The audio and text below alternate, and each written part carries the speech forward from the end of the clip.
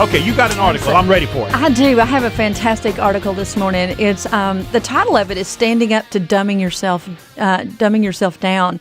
The person that wrote this, Sharon Reed, she is a reporter for the Shriver's Report. She is fantastic. I could probably read you her bio, and it would take half the time. So I'm going to save that because we're going to have her as a guest on the show really soon. I can tell I like her already because I peeked at your article, and there was a drawing on this. Anybody that's willing to put some drawings and pictures with their article, I already like them. I know, I do too. Yeah, I do too. In her article, she talks about this is one of those articles I would almost like for everyone to read, and so we can actually put a link up to the article from the Shriver Report. But the article was just so profound, and it really touched me personally because I've had a lot of experience with this, and I'm sure, Joe, you have as well.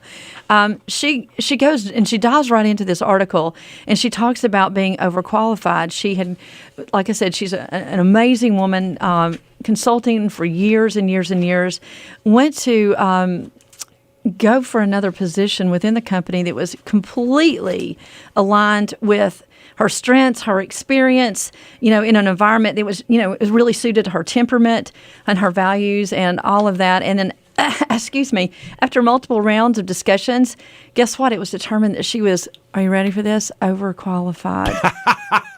You know exactly where I'm going with this. Well, I have never been accused of that, but gosh, me too. There have been so many positions. Looking back on it, I just know that it was God saving me from a position that was not meant for me at all. But that. Truthfully, they've told me you're just overqualified. I can't believe that you're even applying for this.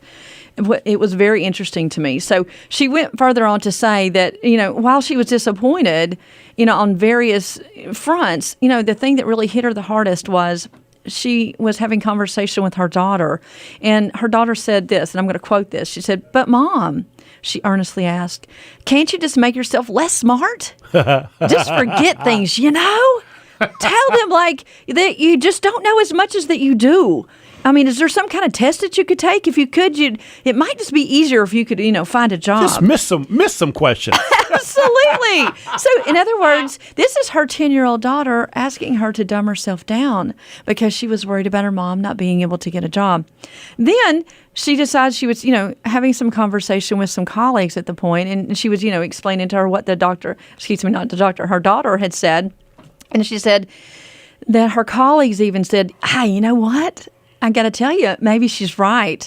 Have you ever considered not even including all of your experience? Sharon, people don't want to hire somebody that might want to have a bigger role one day because it's very threatening. Oh my gosh. And the whole hierarchy thing." Interesting. I know. And, one of the things that it brought back, as I was reading this article, it brought back so many stories that I hear from clients, and also a personal story.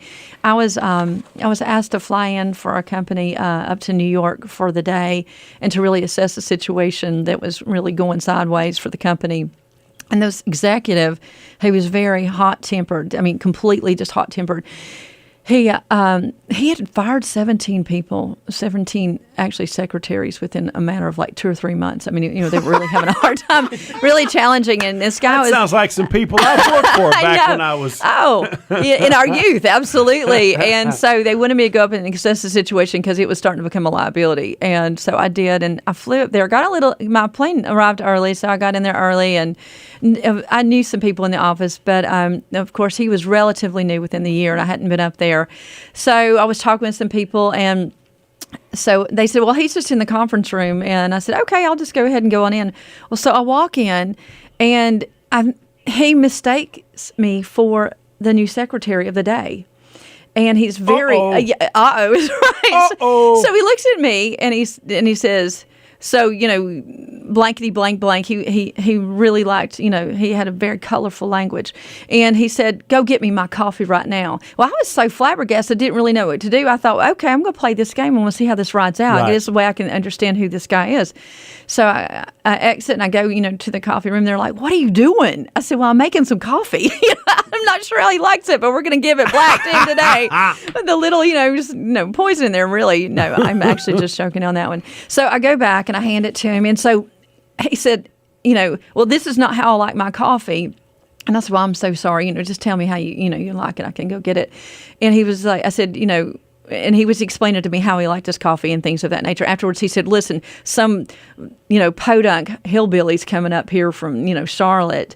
And, whenever they get here, just, let me know ahead of time, And then I heard he turned to talk with a colleague and about, how dumb I was and what a hillbilly I was.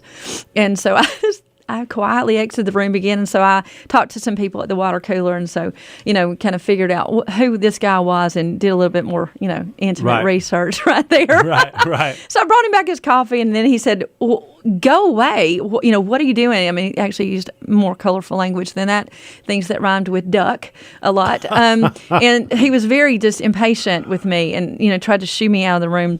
And he said, I don't know why you're still sitting there. And so at that point, I just knew it was his time. So I stuck my hand out to introduce myself as the hillbilly, the blankety-blank hillbilly. And his mouth dropped. And he was just like, how could you do that? I said, I'm so sorry. How could you do this? Right. So, that happens so often. We get labeled and we get put in this box. And so you never know really who is who until you take a step back. But, I can so identify with her. In her article, one of the things that she said that really, really, really hit home was she said that people used to tell her to stay in your lane. Like what lane are we supposed to be in? Right. I thought we were all on the same team. Or practice being underwhelming or pretend to be a beta. Well, I hate to say it, I'm a servant. I have a servant's heart. But, at the same time, naturally, God has gifted me into leadership, but a servant role in the leadership. So I can understand these two well, and I've heard them myself. So when she again, in her article, when she was talking about this, I thought, how many times has this just happened? Joe, I'm sure it's happened to you as well. You've gone for a position or something of that nature, and boom, you've been overqualified or intimidated someone. Because first, when I first got out of school, I could not get a job. It's why my mother borrowed $12,000 off her home to open up that first restaurant, because when I interviewed with these managers of these restaurants, I thought for sure I knew more than them.